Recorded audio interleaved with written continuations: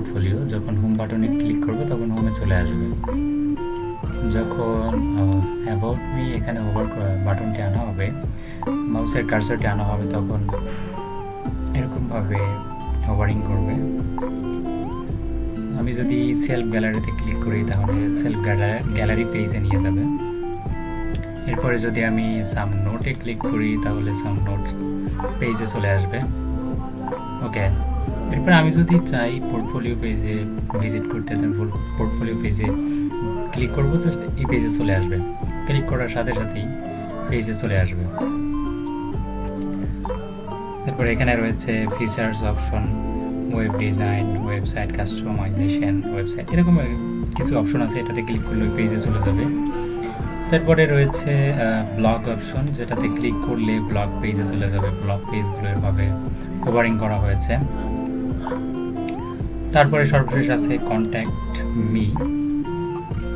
Contact me পেজে এরকম থাকবে। ওকে,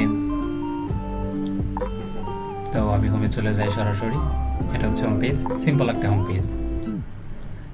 এবার আমি কোডগুলো দেখাবো।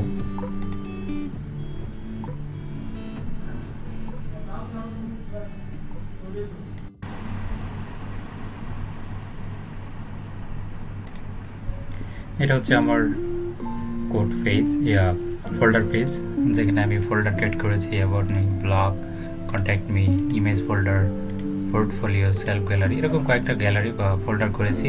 সর্বশেষে রেখেছি ইন্ডেক্স HTML, এরপরে style.css। ওকে,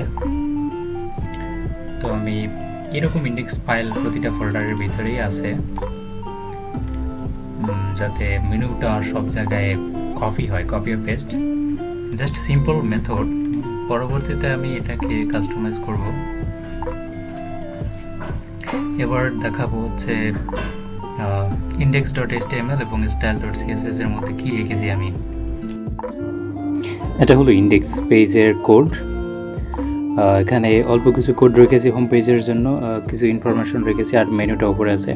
এরপরে করে রেখেছি আপনার CSS, style.css ফোল্ডারে কিছু কোড, আলাদা আলাদা পেজের জন্য আলাদা আলাদা কোড।